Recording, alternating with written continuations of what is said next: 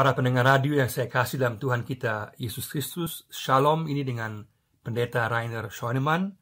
Pada saat ini kita akan merenungkan dari Matius pasal 9 ayat 9 sampai 13, Matius pasal 9 ayat 9 sampai 13 dengan tema dipulihkan untuk menjadi berkat. Dipulihkan untuk menjadi berkat. Kita membaca, setelah Yesus pergi dari situ, ia melihat seorang yang bernama Matius duduk di rumah cukai. Lalu ia berkata kepadanya, "Ikutlah aku." Maka berdirilah Matius, lalu mengikut dia. Kemudian ketika Yesus makan di rumah Matius, datanglah banyak pemungut cukai dan orang berdosa, dan makan bersama-sama dengan dia dan murid-muridnya.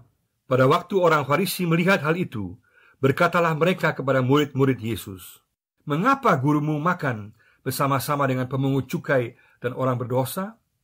Yesus mendengarnya dan berkata, "Bukan orang sehat yang memerlukan tabib, tetapi orang sakit. Jadi pergilah dan pelajarilah arti firman ini. Yang ku kehendaki ialah belas kasihan dan bukan persembahan, karena aku datang bukan untuk memanggil orang benar, melainkan orang berdosa." Di sini Yesus bicara mengenai misinya yang utama, yaitu misi pemulihan. Matius memberikan sebuah kesaksian pribadi bagaimana perjumpaannya dengan Yesus membawa pemulihan, membawa pembaharuan, perubahan dalam kehidupannya. Dan jangan kita lupa, Injil pertama yang ditulis dalam Alkitab Perjanjian Baru bukan ditulis oleh seorang pendeta, oleh seorang rohaniawan, bukan. Tapi ditulis oleh seorang koruptor nasional yang menjadi seorang penginjil internasional. Karena dia dipulihkan dan kemudian membawa berkat yang luar biasa.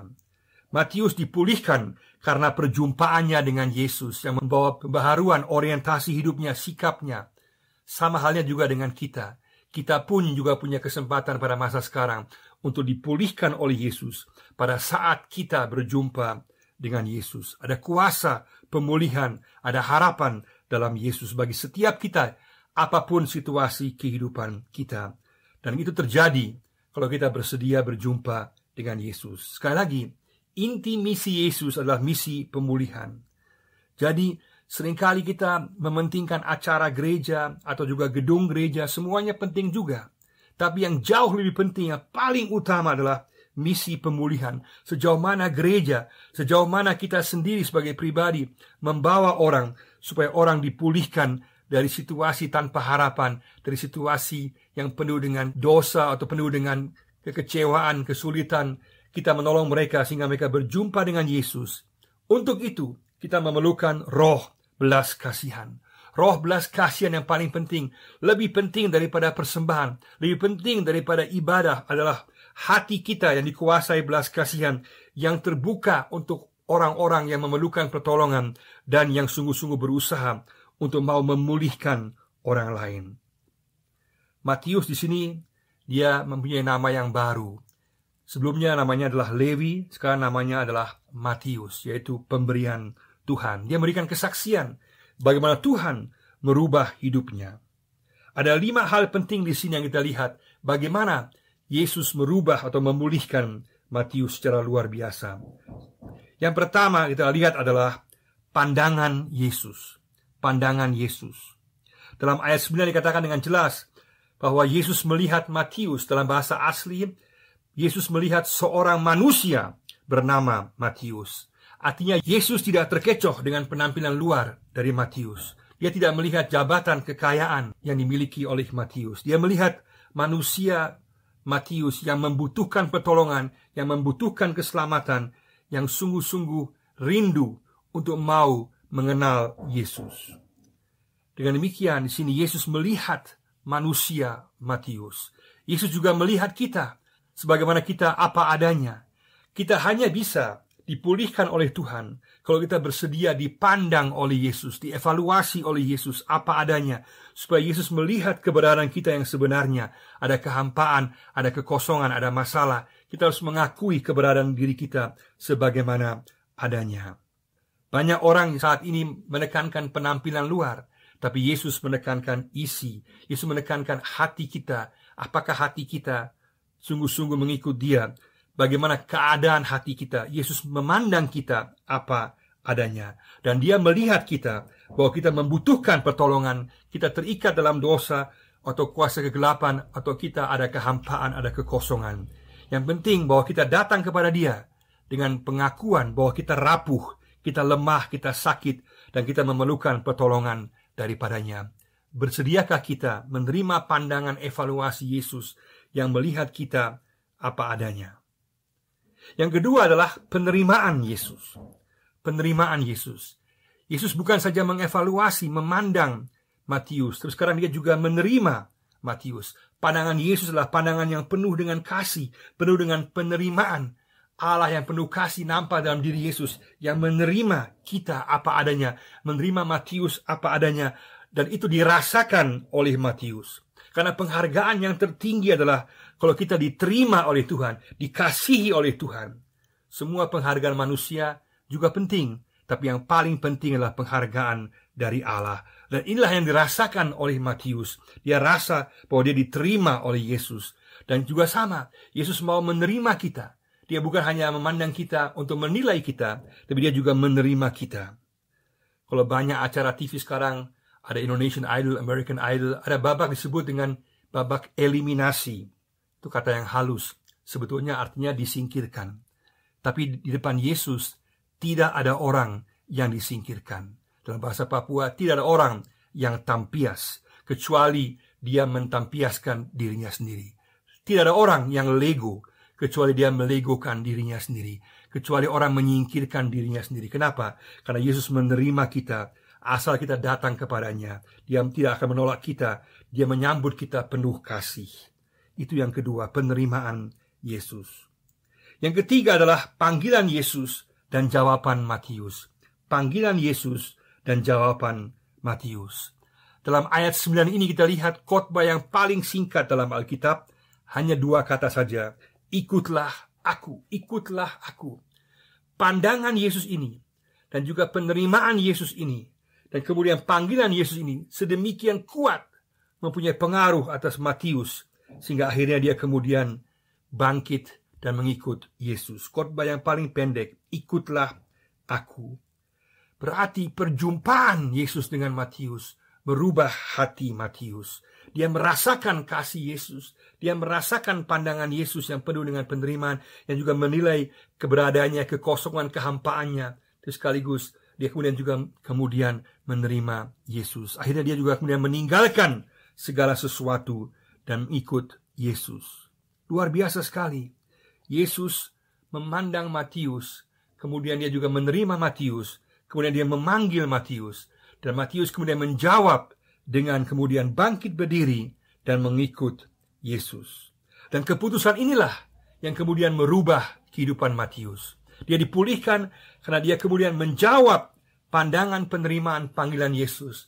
Dia bangkit berdiri dan mengikut Yesus. Dia tidak kompromi, dia tidak ragu-ragu. Dia kemudian mengambil langkah. Banyak orang Kristen tidak pernah mengalami pemulihan, pembaharuan, karena tidak pernah bangkit berdiri dan mengikut Yesus sungguh-sungguh. Meskipun jam terbang ibadahnya tinggi, telah banyak dengar tentang kasih Yesus, telah banyak dengar tentang firman Tuhan, tetapi tidak mengalami pemulihan, pembaharuan, karena tidak bangkit berdiri dan mengikut Yesus. Di sini juga artinya bahwa bangkit berdiri bukan saja bangkit secara jasmani, tapi juga bangkit secara rohani.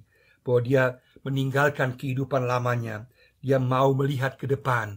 Dia mau mengikut Yesus. Maka jawaban ini sangat menentukan. Jawaban kita, melihat ke depan, jangan lihat ke belakang.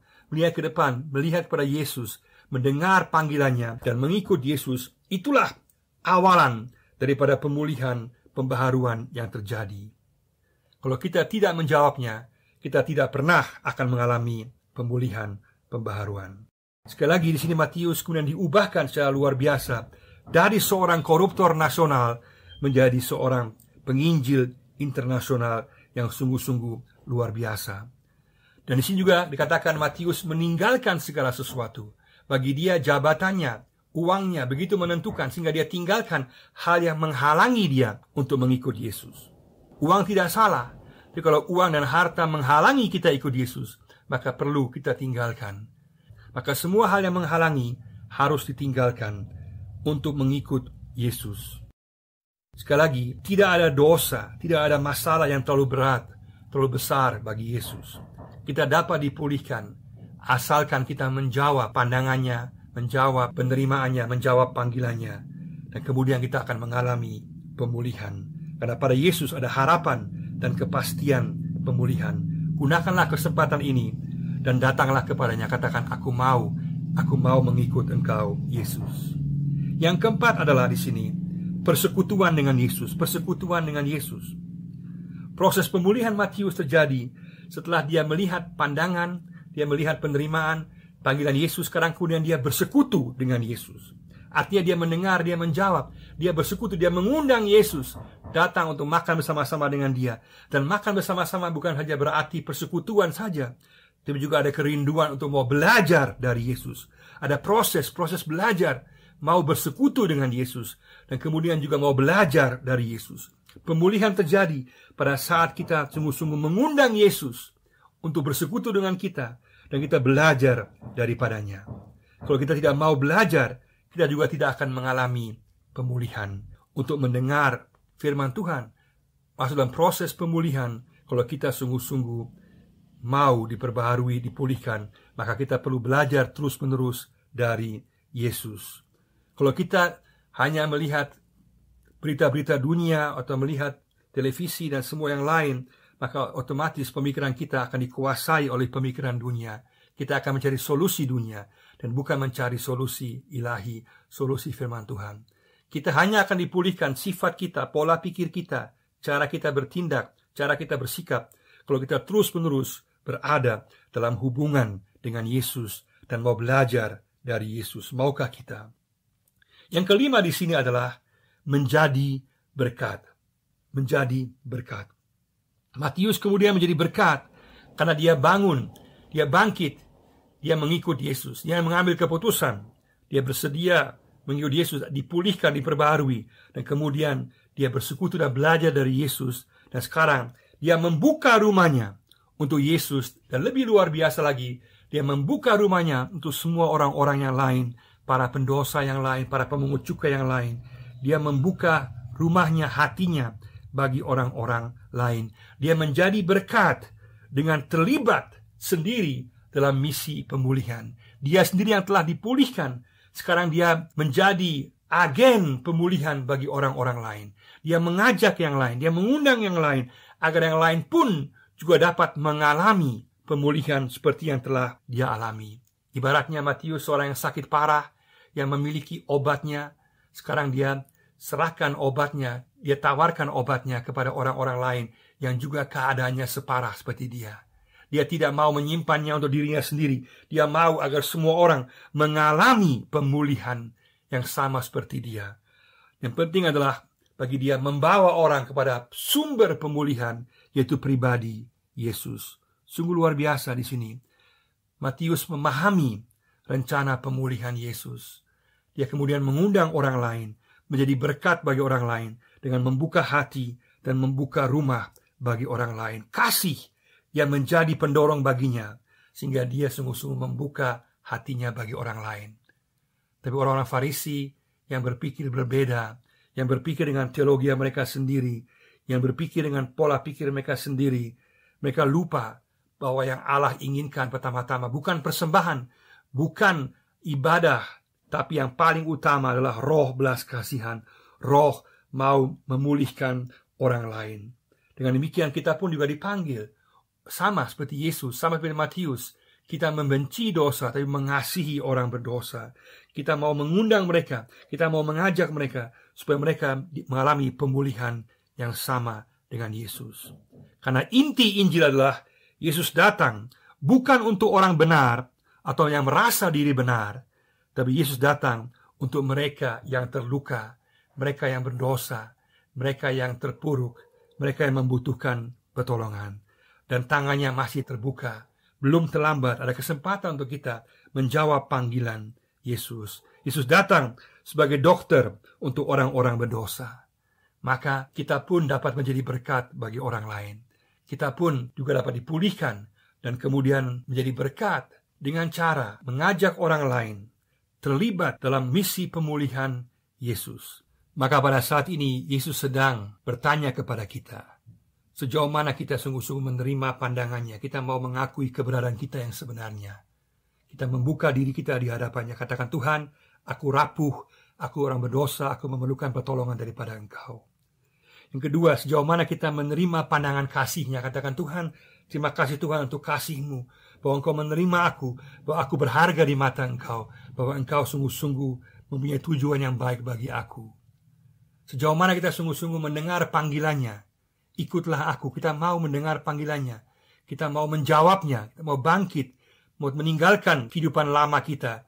Kita sungguh-sungguh mau mengikut Dia. Semua hal yang menghalangi kehidupan kita, semua hal yang menghalangi kita untuk mengikut Yesus, yang mengganggu kita, kita mau singkirkan. Sejauh mana kita sungguh-sungguh mau mengundang Yesus untuk bersekutu dalam kehidupan kita, ada hubungan dengan pribadi dengan Yesus, dan kita mau belajar dari Yesus. Ada proses pemulihan terjadi lewat belajar terus-menerus dari Yesus. Maukah kita? Dan yang terakhir, maukah kita menjadi berkat? Menjadi berkat dengan sungguh-sungguh terlibat dalam misi pemulihan, dengan mengundang orang lain, dengan mengajak orang lain untuk mengenal sumber pemulihan, yaitu Yesus sendiri. Dengan membuka diri, membuka hati kepada orang lain, sehingga orang lain juga boleh mengalami pemulihan yang sama, boleh mengalami pembaharuan daripada Tuhan. Kita semua dipulihkan untuk kemudian menjadi berkat dengan cara menjadi agen-agen pemulihan Yesus. Mari sama-sama kita katakan, Yesus, aku mau menjadi agen pemulihan-Mu. Aku mau sungguh-sungguh terlibat untuk memulihkan orang lain, agar mereka mengalami pemulihan, pembaharuan daripada Engkau. Kiranya Tuhan memberkati kita semua. Amin.